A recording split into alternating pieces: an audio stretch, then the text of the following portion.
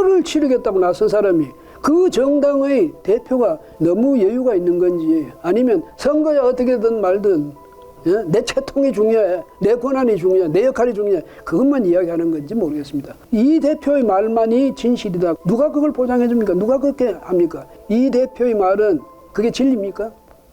이준석 후보 지금 전국 순회하고 있는 것 같아요. 그냥 각 당협을 부산에 갔다가 순천 갔다가 여수 갔다가 이제는 제주도에 가 있죠. 제주도에 가서도 뭐 4.3 유족 동지회입니까? 그 사람들 만나서 뭐 그 사람들 의견을 청취하고 수건 사업에 대해서 적극 협조하겠다 뭐 이런 이야기를 하고 하는 거 보면 역시 뭐 당무는 하고 있긴 있어요. 자기도 나 당무 손 뗀 적 없다. 지방을 돌면서 당무는 다 한다고 이야기를 하니까 그 말은 맞는 것 같은데 6일날 선대위 출범하지 않습니까? 그걸 앞두고 말하자면 선대위 상임 선대위원장입니다. 당 대표고 이 선거는 국민의힘의 선거 그러니까 대선 후보를 내서 공천해서 국민들 앞에 내놓고 국민의 선택을 받는 겁니다. 그래서 거기서 국민의 선택을 받은 후보가 대통령이 되는 거고 그 정당은 집권당이 되는 거죠. 그걸 지금 이끌고 있는 사람이 당 대표 아닙니까? 근데 이제 당 대표는 이 당의 후보가 결정되면 당 선거 때까지는 그 당무의 우선권은 후보에게 주도록 되어 있습니다. 당헌상. 그 왜 그러겠습니까? 중요한 것은 대선의 승리가 최선의 목표거든요. 또 최대의 당면 목표입니다. 그러니까 후보 중심으로 당을 이끌어가야 이게 당과 후보 간의 그 협력 관계 이게 원활해질 것 아니겠습니까? 당 따로 있고 후보 따로 있고 이런 식으로는 선거를 제대로 못 치르죠. 그래서 그렇게 만들어 놓은 겁니다. 그러니까 말하자면 당에도 최고위원이라든지 각종 기구가 있지만은 일단 선거 기간 중에는 모든 그 권한이라든가 이것을 후보에게 다 넘겨주고 그때까지 당의 공식 기구들은 협조하는, 지원하는 그런 조직으로 있게 됩니다. 그렇게 하라고 한 거예요. 당헌이 그렇게 하라고 규정한 겁니다. 그렇게 규정을 해둔 건데 여기서 나는 당대표야. 어디 당대표를 무시해 만약에 이런 섭섭함을 갖기 시작하면 하루라도 편할 날이 없습니다. 그 엄청스러운 큰 일을 지금 해나가고 있는 중에 후보가 생각해야 될 일이 한두 가지겠습니까? 사실 후보는 이런 일은 다 다른 사람들에게 맡기고 자기는 오직 표밭을 누벼야 됩니다. 표를 얻는 게 후보죠. 후보가 앉아서 일일이 당무 이거 전부 다 체크하고 말이지 다 지시하고 언제 선거합니까? 이준석 대표는 그거 충분히 알만한 그런 지위에 있지 않습니까? 당 대표니까. 자기가 또 당 대표 해보면 알지 않습니까? 그런데 윤 후보의 배려가 부족하다든지 사리가 부족하다든지 윤 후보가 너무 자기를 무시하고 건너뛰고 패싱하고 말이지 자기 사람들 중심으로만 이끌어간다든지 이래서 섭섭해서 난 이런 거 못해. 내가 이야기하는 걸 한마디도 안 듣고 말이지.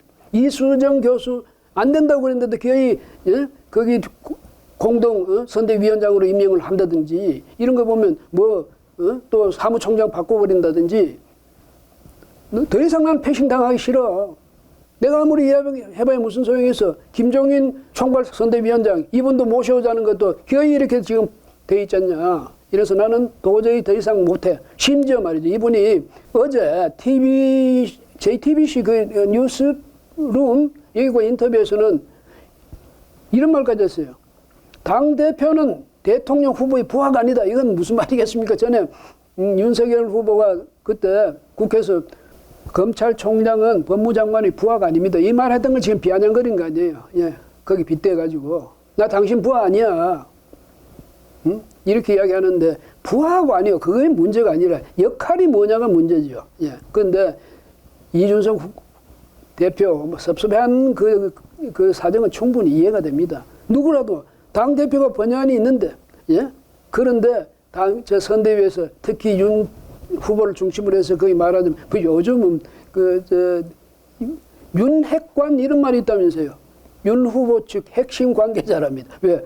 익명으로 계속 언론에 그 이야기를 하니까.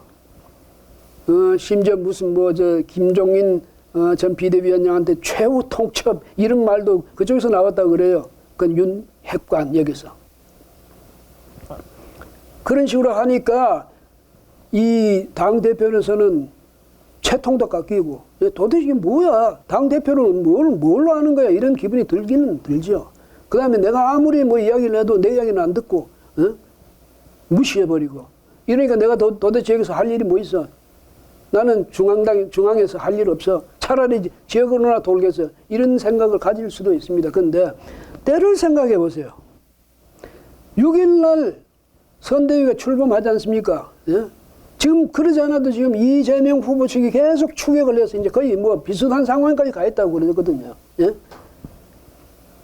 이런데 저쪽에도 아까 앞에 말씀드렸는데 저쪽에도 이 실수를 많이 해가지고 실축을 하지 축구로 말하자면 그래가지고 조동연 상임 선대위원장 이분 문제가 또 불거진데 또 김윤희 무슨 1차 영입, 인재 영입 여기서 또 문제가 불거지고 이런 식으로 저쪽에서 계속 그렇게 실축을 하는데 이 기회를 살리는 게 아니라 더 심하게 이쪽에서는 민주당의 실수 정도가 아니라 훨씬 심하게 지금 당 안에서 후보하고 당 대표가 지금 갈등 구조를 지금 만들고 있는 이 상황입니다.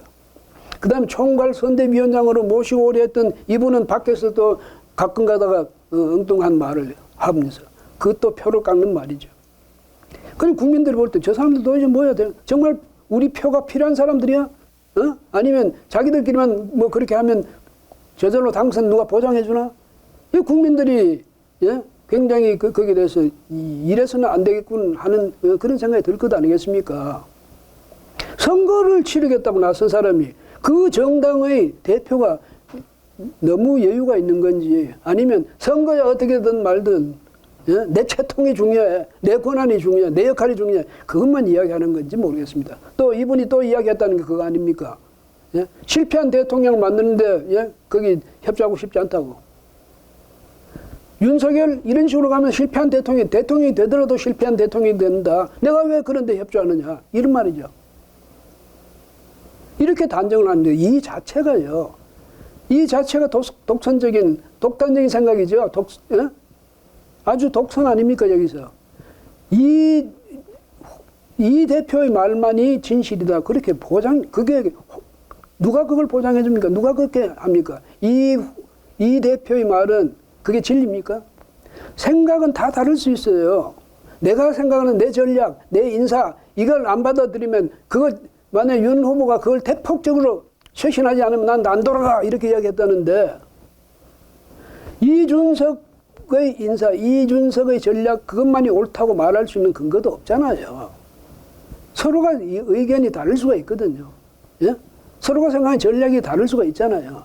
그러니까 모여서 계속 이야기를 하고 해야 되는데 제가 윤 후보 측은 몰라요. 근데 그분들이 그 선대위가 어떻게 되는지 모르는데 거기서 좀 심하게 한 것일 수는 있어요. 뭐 문고리 3인방 이야기도 나오고 윤핵관 이야기도 나오는 걸 보면 아니 된 굴뚝에 연기 나겠습니까?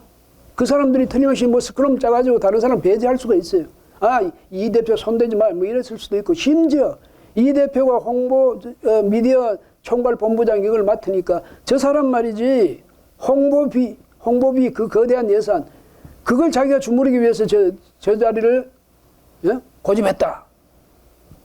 그래서 김영희 그 MBC PD 하던 그 양반이 여기를 이리로 오려고 했다가 민주당으로 간 것 아니냐 뭐 이런 이야기가 나오기도 한다고 그래요. 그러니까 자존심 굉장히 상하죠. 아니 당대표에 내가 그 홍보비 선거 비용 중에서 홍보비가 사실은 대부분을 차지한다는데 어쨌든 그 돈 때문에 내가 그 자리를 차지하려고 했어?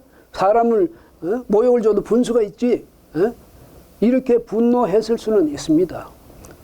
혹시 누가 그 윤핵관 중에 어떤 사람이 그런 말을 했는지 모르겠는데 그런 사람은 안 되죠.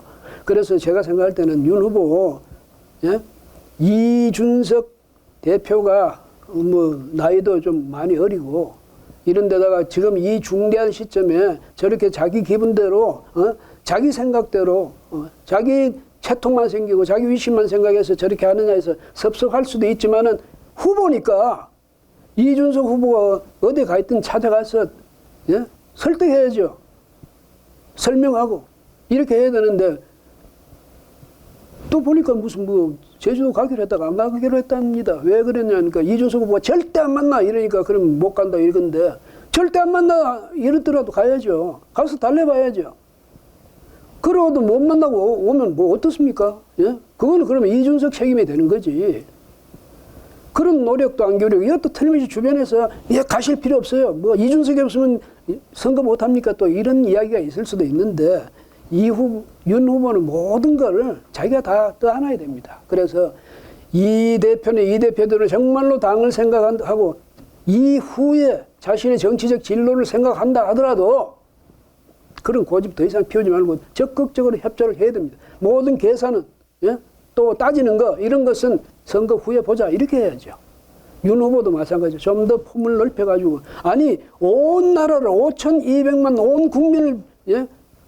끌어안겠다고 해서 대선에 나온 것 아닙니까? 그런데 당대표를 못 끌어안아요? 그 점에서 양측 다 예?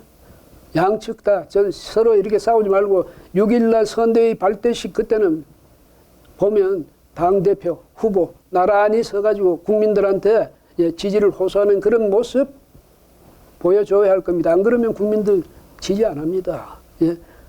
당선하고 싶으면 승리하고 싶으면 예? 여론을 경청하고 민심의 소재가 어디 있는지 그것 먼저 파악하세요. 서로 자기들 고집 세우지 말고.